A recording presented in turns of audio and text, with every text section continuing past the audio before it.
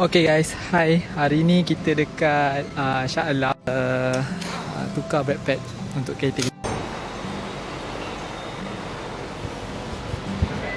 So kita akan tukar backpack je lah.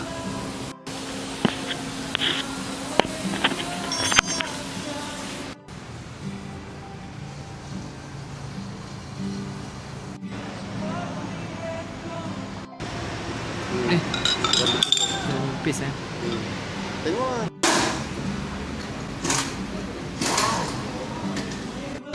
Kita siap je ni kerang, boleh makan cendol lah kat sini. Tapi guys, dia buat sekejap je. Bukan dalam 15 minit, settle lah.